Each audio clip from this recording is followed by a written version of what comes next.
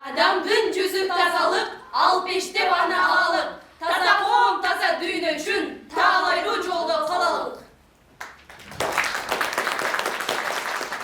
Аталган долбоор айлана чөйрөгө зыян келтирбей, аяр мамиле жасоо менен коомдун жашоо шартын жакшыртуу жана келечек муундун жаратылыш менен гармонияда жашоосуна шарт түзүүгө багытталган. Ага дүйнөнүн 9 өлкөсү камтылган. Алардын бири Кыргызстан. Долбоордун башкы максаты мектептердин экологиялык базасын чыңдап, окуучуларды жашыл ой жүгүртүүгө жана туруктуу өнүгүүгө үйрөтүү болуп саналат. Алып барып аткан иштерин экологизациялаштыруу болуп эсептелет да. Азыр бүгүнкү семинардан кийин ар бир мектеп менен өзүнчө иш план иштелип чыгат. Ал иш пландын ичинде бюджеттери болот, өздөрү жазып келет.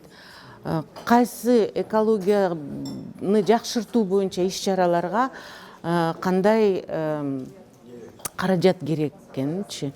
Анын баары тең жанагындай обоснованиясы болуш керек. Анан ошонун негизинде ар бир мектепке каржылоо жардам берилет. Долбоорду 4 этап менен ишке ашыруу каралган. Биринчи этапта конкурс үчүн улуттук критерийлер иштелип чыккан. Экинчисинде экологиялык билим берүү, мектептердин күнүмдүк жашоосунда туруктуу жашоо образын киргизүүнүн пландары сунушталган. Кийинки этапта долбоорду ишке ашырууга пилоттук мектептерди тандап алуу каралып, улуттук издөө жарыяланган. Долбоорго катышуу үчүн өлкө аймагынан жалпы 73 мектептен арыз түшүп, анын ичинен 4 мектеп тандалып алынган. Бишкек шаарынан 1 мектеп тандалды. Бул 69-чу мектеп. Чүй областынан 1 мектеп тандалды, бул Будёновка орто мектеби. Таластан 1 мектеп тандалды, бул Баратбай Жунусов атындагы Бакай Ата районундагы 1 мектеп, жана Нарындан, Казан Куйган айылынан дагы 1 мектеп тандалды. Долбоордун 4-чү этабында туруктуу өнүгүүнү камсыздоо жана ишке ашыруу каралган. Анда тандалып алынган мектептер сунуштаган экологиялык приоритеттерге жараша каржылоо болот. Маселен, Нарын районундагы Оттук айылдык орто мектебинин аймагын жашылдандыруу үчүн тамчылатып сугаруу системасы киргизилет. Мектептин айланасында жашылдандыруу маселесинде, ошол сугат маселесинде биртике кыйынчылыктарыбыз бар.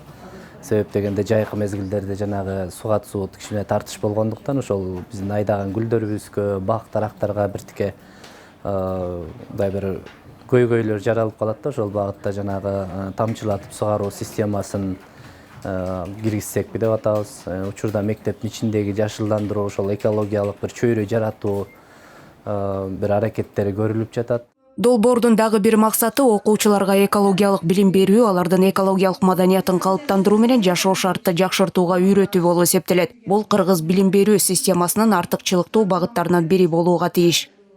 Чындыр экологиялык абал бүгүнкү күндө дүйнөнү бүтүндөй ойлондуруп аткан нерсе. Айрыкча Кыргызстанда мына акыркы кезде коомубуз баары эле көрүп атат. Бишкектеги абал, мындай абал бир эле Бишкекте эмес, чоң шаарларда да болуп атат да. Ошол учурда кошуна мамлекеттерде бул абдан актуалдуу. Мисалы, Кытай мамлекети жаныбызда эле турган ал жакта дагы бул өтө курч маселелердин бири болуп саналат. Анан ошол экологиялык билим берүү аркылуу мындай омоктуу өнүгүүнү калыптандыруу, аң сезимин коомдо, айрыкча биздин жаш муундарда, балдарда калыптандырууга багытталган долбоор. Муну менен ал өзүнүн мындай маанилүү экендигин көрсөтүп турат да.